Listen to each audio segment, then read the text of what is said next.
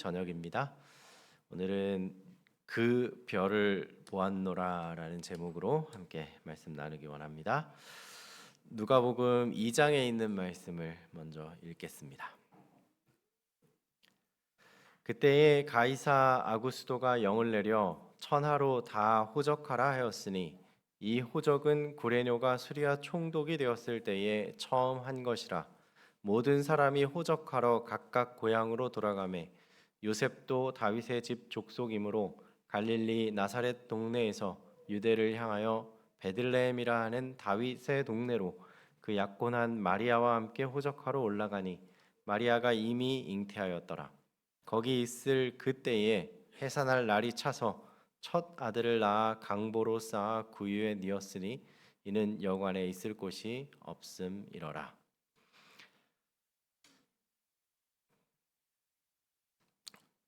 여관에는 사람들이 다 차지해 버리고 이 땅에 오신 하나님, 이 땅을 지으신 하나님이 자기 땅에 오셨고 또 자기 백성에게 오셨는데 들어갈 방이 없습니다. 여러분, 이것은 이 연말을 맞이한 우리의 심령과도 비슷하지 않을까 생각이 듭니다. 바쁘고 분주하고 욕심도 있고 또 마음에 뭔가 다른 계획들과 생각들로 꽉 차서 우리의 마음도 혹시 예수님을 모실 만한 그런 여유가 없지는 않습니까? 연말이라 더 분주해지고 바빠지시지는 않습니까? 이렇게 모실 곳이 없어서 예수님께서는 방에서 태어나시지 못하시고 외양간에서 동물들의 염을 통해서 이렇게 태어나셨습니다. 여러분, 우리는 이 장면을 마음에 두면서 항상 우리도 예수님을 우리의 마음에 모셔야겠다. 언제나 예수님이 오시도록 문을 열고 예수님이 오실 수 있도록 그렇게 해야겠다 생각해야겠습니다. 예수님이 이 땅에 오셨는데 그 아이의 예수님의 부모님 요셉과 마리아는 그 먼 길을 나귀를 타고 이동한 후에 문을 두드렸는데 집집마다 방이 없다고 했을 때 그들의 마음이 썩 기쁘지만은 않았을 것입니다. 아마 한편으로 좀 서글펐을 수도 있겠죠. 그리고 아이를 낳는데 외양간에 그 여물통, 거기 아이 낳을 준비를 하고 거기에서 아기를 낳았을 때 그들의 마음이 그렇게 행복하지는 않았을 것 같습니다. 그러므로 우리의 마음에 그런 일이 없도록 예수님을 마음에 모시는 저 여러분이 되기를 간절히 바랍니다. 그런데 우리가 마음을 열고 싶고 또 예수님을 내 마음에 모시고 싶고 한 마음이 있는데 또 매일 아침 문을 활짝 열고 예수님을 모시고 싶은데 혹시 문이 안 열리는 경험을 해보시지는 않았는지 모르겠습니다. 마음이 분주해서이기도 하지만 때로는 이 마음문 앞에 뭔가 택배 상자들로 가득 쌓여 있고 또 쓰레기들로 이렇게 쌓여 있어서 문을 이렇게 열고 싶어도 열리지 않을 때가 있습니다. 그래서 저는 제 개인적으로 하는 방법을 좀 말씀드리고 싶습니다. 아직 피곤하게 이 잠자리에 누워 있을 때 예수님, 제가 마음을 열고 싶은데 열기가 어렵습니다. 제 마음문 밖에 쌓여 있는 이 짐들과 쓰레기들을 좀 치워 주십시오. 제가 걱정도 주님께 맡기고 또 가정과 장래와 미래에 대한 것 그리고 오늘 하루 사는 것도 주님께 맡깁니다. 마음 문을 여오니 주님께서 들어오셔서 깨끗하게 해주시고 정결하게 해주십시오. 아마 이 방법이 가장 간단한 방법이 아닌가 싶습니다. 우리 모두도 그렇게 하루하루를 마음 문을 열고 시작하는 저 여러분이 되기를 간절히 소망합니다. 성경에는 이 예수님, 이제 구유에 막 태어나려고 하시는 그 예수님에 대한 이야기들이, 예언들이 성경에는 가득 있습니다. 창세기 49장에서 야곱은 유다에 대해서 이렇게 이야기했습니다. 유다는 사자 새끼로다. 내 아들아, 너는 움킨 것을 찢고 올라갔도다. 그가 엎드리고 웅크림이 수사자 같고 암사자 같으니 누가 그를 범할 수 있으랴. 규가 유다를 떠나지 아니하며 통치자의 지팡이가 그 발 사이에서 떠나지 아니하시기를 실로가 오시기까지 이르리니 그에게 모든 백성이 복종하리로다. 저는 이 규가 뭔지 좀 궁금해서 찾아봤는데요. 이 아닥사스다 왕 같은 경우에는 규, 옥으로 만든 홀을 규라고 하는데 그것을 본인이 들고 있다가 내어 밀어서 공주가 들어오게 허락을 했죠. 그래서 어떤 임금이 들고 있는 지팡이라고 생각을 했는데 이 규라는 것은 신하들이 들고 있으면서 임금님을 인할 때 이분이 임금님이라고 이제 여길 때 신하들이 다 들고 있는 것을 규라고 한다고 합니다. 그래서 신하들이 규를 언제 쓰냐면 임금님께 말실수하면 안 되잖아요. 그래서 거기다 메모를 해놓고 임금님께 무슨 말 할지 적어놓고 이걸 보면서 이렇게 말을 하는 일종의 도장 역할을 하는 그런 것이었다고 합니다. 여기 사진에 보시면 신하들이 들고 있는 두 손으로 들고 있는 것이 규, 옥으로 만든 홀이라고 합니다. 그러므로 그 백성들이 규를 들고 있고 홀을 들고 있다는 것은 이 유다 지파의 왕이 대대로 책봉되고 계속해서 왕위를 승계하게 될 것이라는 예언이고, 그것이 언제까지 이루어지느냐면 실로가 오시기까지 이를 것이다라고 말하고 있습니다. 실로라는 말은 안식의 장소라는 뜻이고, 또 안식의 장소가 이를 때까지라는 말을 즉흥적으로 이해하면 바로 세상에 안식을 주시는 분 메시아가 오시는 그때까지라고 추론할 수 있게 됩니다. 그러므로 이스라엘 백성, 온 인류를 통치하는 통치권이 유다로부터 나게 될 것이라고 야곱은 예언하고 있습니다. 여러 왕들이 날 것이지만 그 왕 중에 왕으로서 메시아이신 예수 그리스도께서 태어날 것이라 예언하고 있습니다. 욥도 역시 이 예수님을 보았습니다.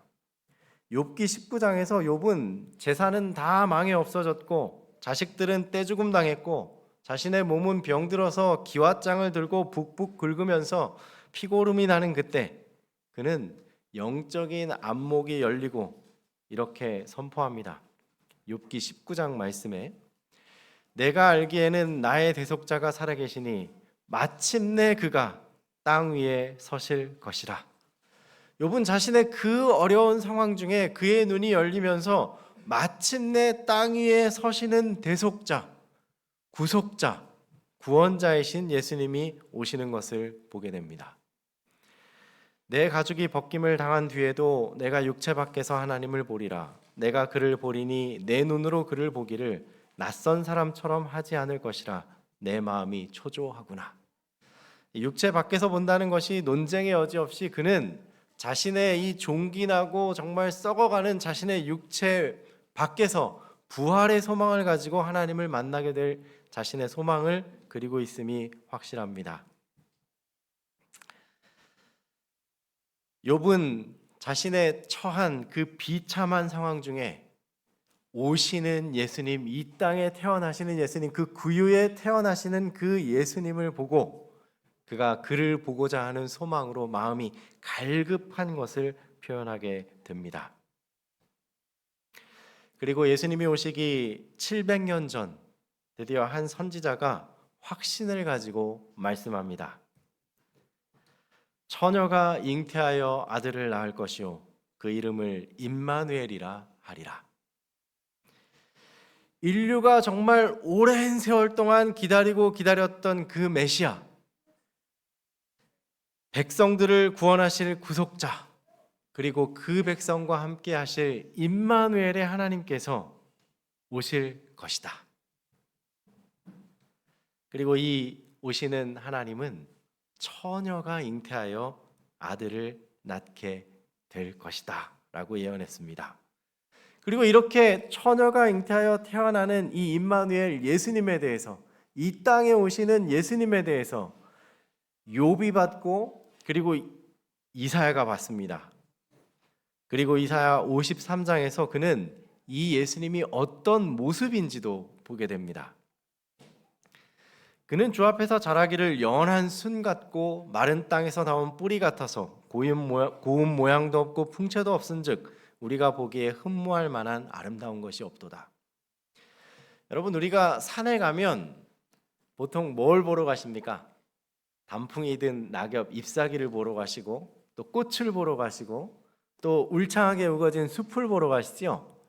근데 연하게 올라오는 순을 보러 산에 가는 사람은 없을 것입니다. 그런데 한국 사람은 좀 특징이 달라서 연하게 올라온 순을 보면 나물이라고 열심히 캐긴 하지만 전 세계적으로 이렇게 순을 보러 어딘가 가지는 않을 것입니다. 그리고 어떤 가뭄이 들어서 쩍쩍 갈라진 땅에 이렇게 돋아 있는 땅이 갈라진 그 틈새로 보이는 그 뿌리, 그것이 아름답다고 구경하러 가는 사람은 이 세상에 없을 것입니다. 꽃과 나무는 사람들이 주목하지만 이제 막 올라오는 순이나 땅을 비집고 나오는 뿌리를 구경하는 사람은 없지요. 시대의 소망은 이렇게 말합니다. 그분의 영광이 가려졌던 것은 외양의 위엄이 주목거리가 되지 않도록 하기 위함이었다. 그분은 모든 외적 장식을 피하셨다. 재물, 세상의 명예, 인간적인 위대함은 결코 영혼을 사망에서 구원할 수 없다. 예수께서는 어떤 세속적 성질의 매혹물로 사람들을 당신의 편으로 이끌려고 하지 않으셨다. 오직 하늘의 진리의 아름다움만이 그분을 따르고자 하는 자들을 이끌어야 하였다. 메시아의 품성은 오래전부터 예언되어 왔으므로 그분은 사람들이 하나님의 말씀의 증언에 기초해서 당신을 받아들이기를 원하셨다.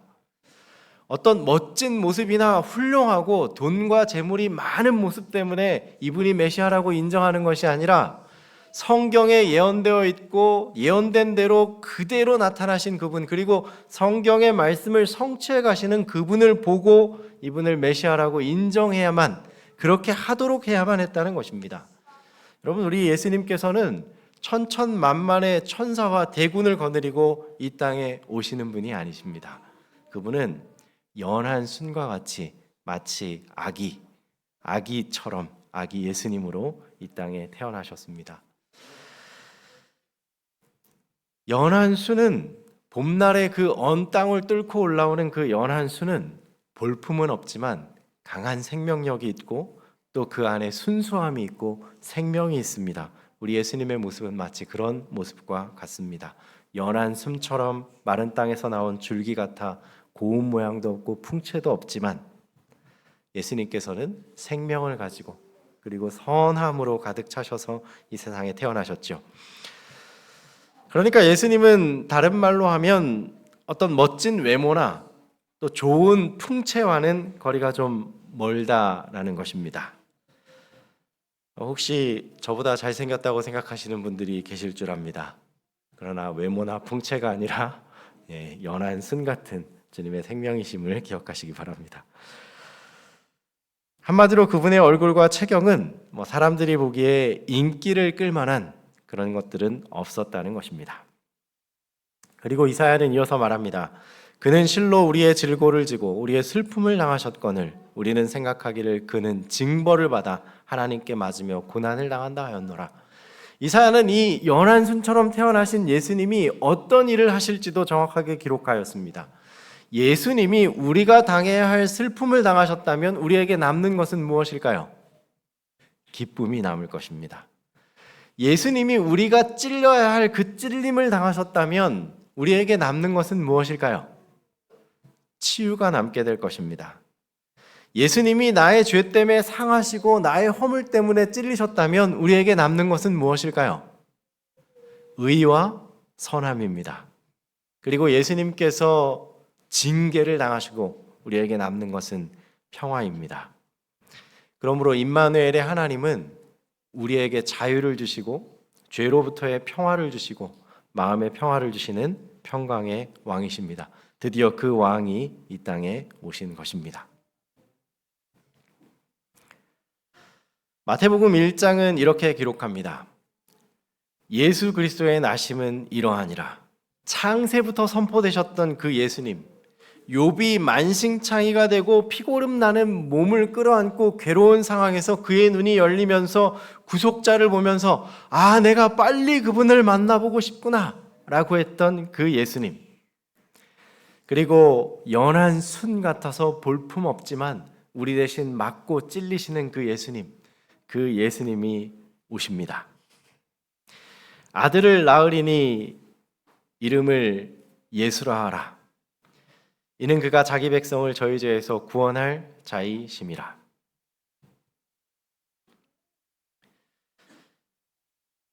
22절 말씀입니다. 이 모든 일이 된 것은 주께서 선지자로 하신 말씀을 이루려 하심이니 이르되 보라 처녀가 잉태하여 아들을 낳을 것이요 그의 이름은 임마누엘이라 하리라 하셨으니 이를 번역한즉 하나님이 우리와 함께 계시다 함이라. 이 예수님께서는 모든 선지자들이 예언한 그대로 그때에 그 장소에 그렇게 태어나셨습니다.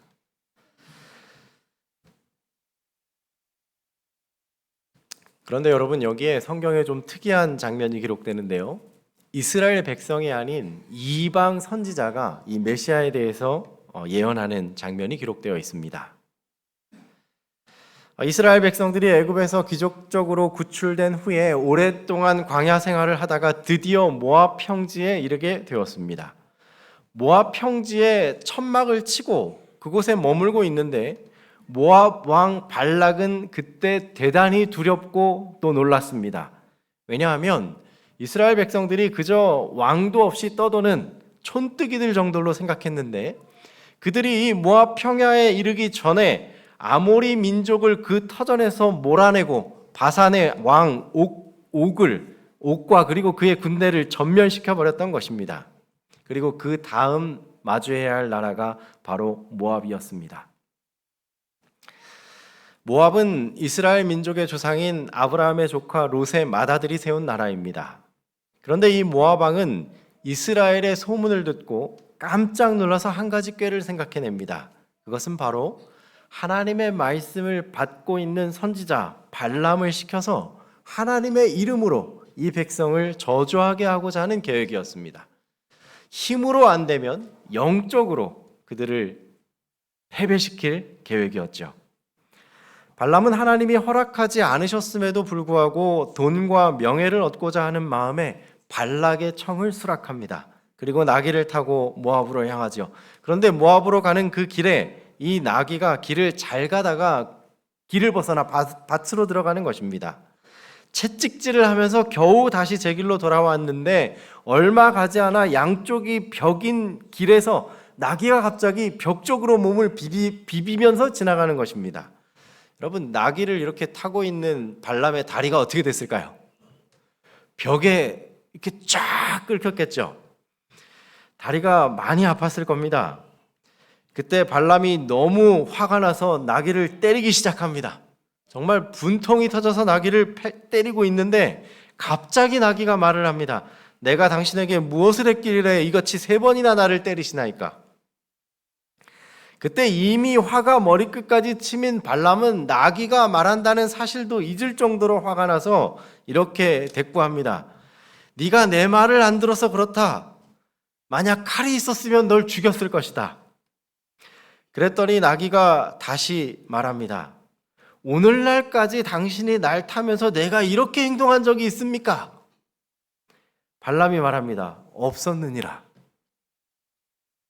그때 발람의 눈이 열리면서 그의 앞에 불칼을 들고 그를 죽이기 위해 서 있는 천사를 발견하게 됩니다. 발람은 천사에게 가지 않겠다고 말했지만 천사는 가라. 그러나 그곳에서 내가 너의 입에 주는 말만 하라 라고 허락하고 그를 가도록 허락합니다. 발락이 발람을 만나면서 산 꼭대기에 바알 산당으로 올라갑니다. 그리고 그곳에서 광야를 내려다보면서 이스라엘 백성이 텐트를 치고 진을 치고 있는 모습을 바라봅니다.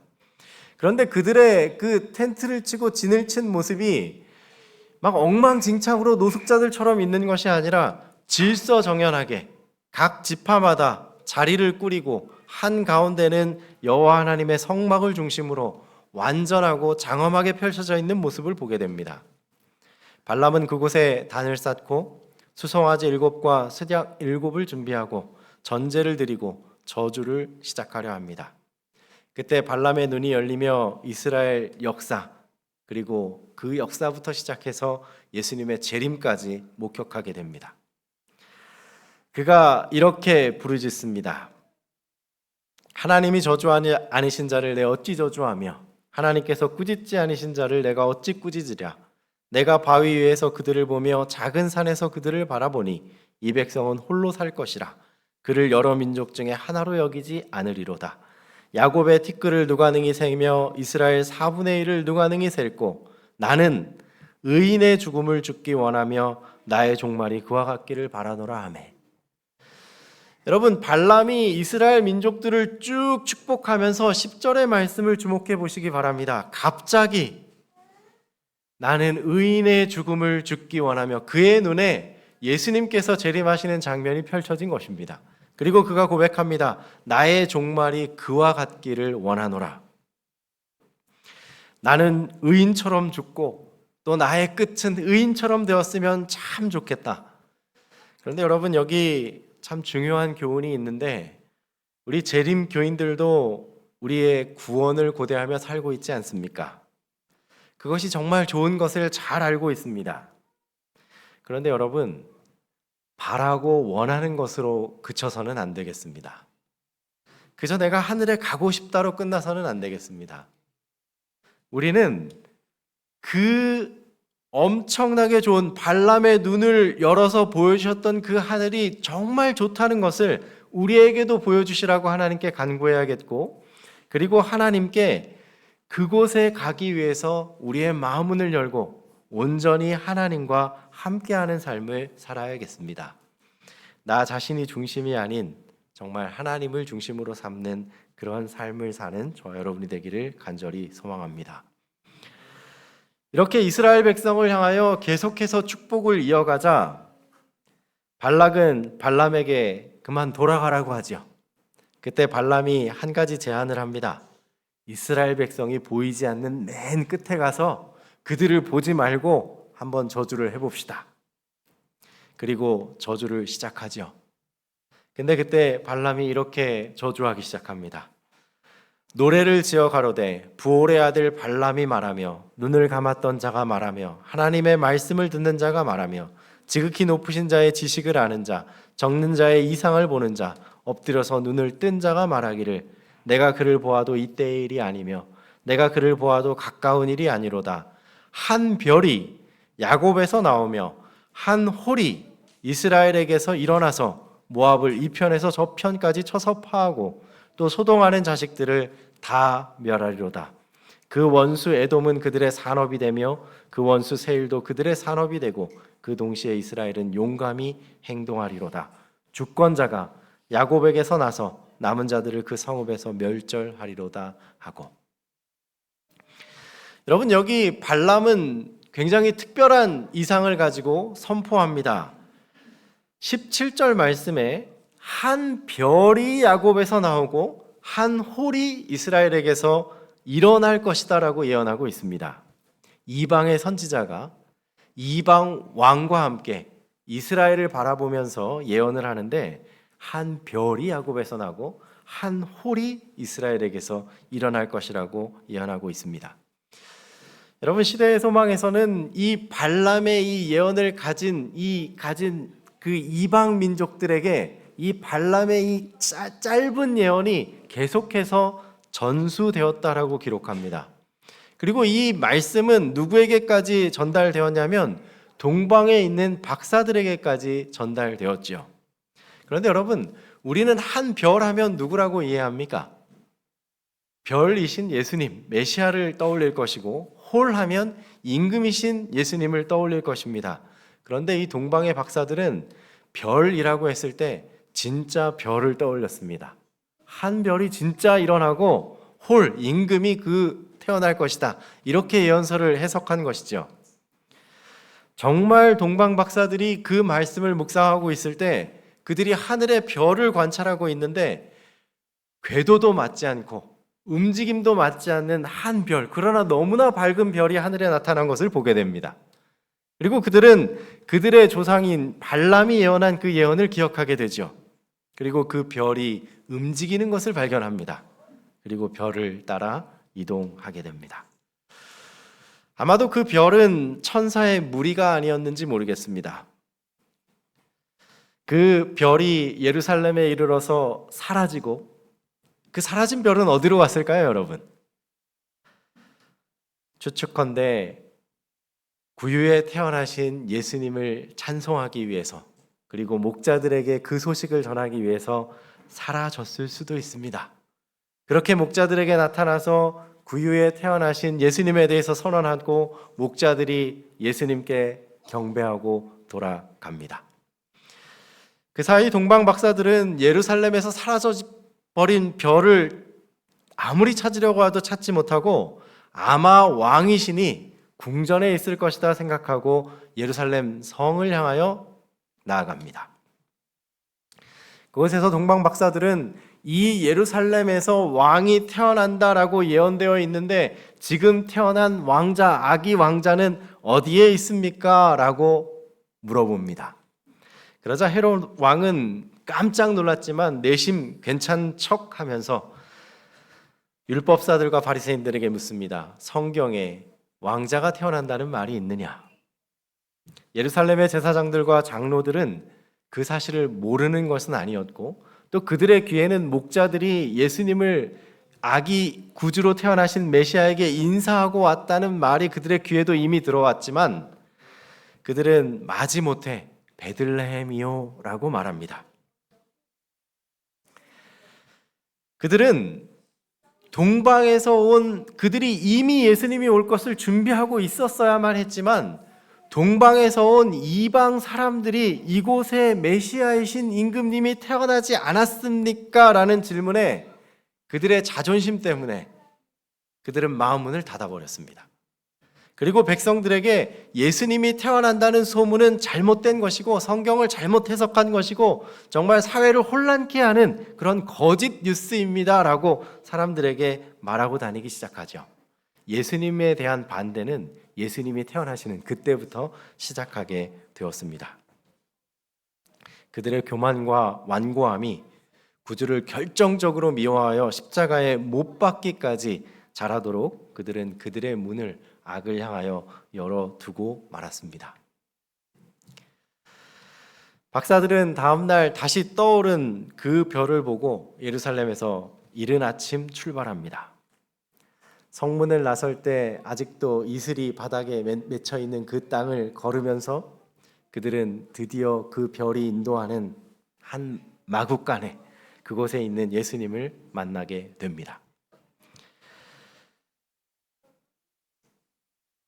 여러분,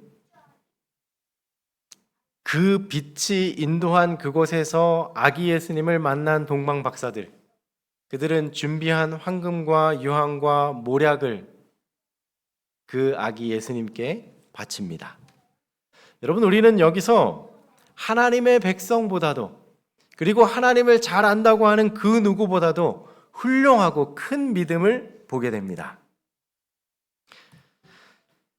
시대의 소망에서는 이스라엘 중 아무에게도 이만한 믿음을 만나보지 못하였노라고 로마 백부장에게 하신 말씀은 동방 박사들에게도 말하여질 수 있었을 것이다 라고 선언합니다.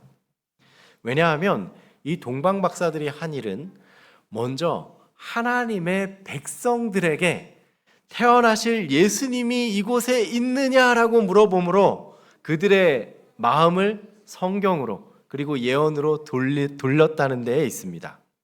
그리고 두 번째는 발람은 실패했습니다.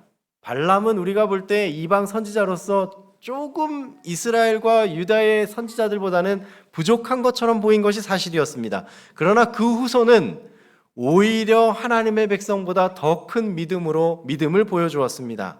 왜냐하면 그들은 목자들처럼 이 예수님이 구유에 태어나신다라는 아무 정보도 얻지 못했습니다. 그들은 믿음으로 갖고 구유에 있는 그 예수님이 이분이 이런 데서 태어난 게 임금이 아니실 텐데 하고 돌아가실 수도 있었으나 그분이 메시아이심을 고백하고 그분께 황금과 유황과 모략을 선물로 드리며 엎드려 절했습니다. 여러분, 누구의 믿음이 더 훌륭하고 큽니까?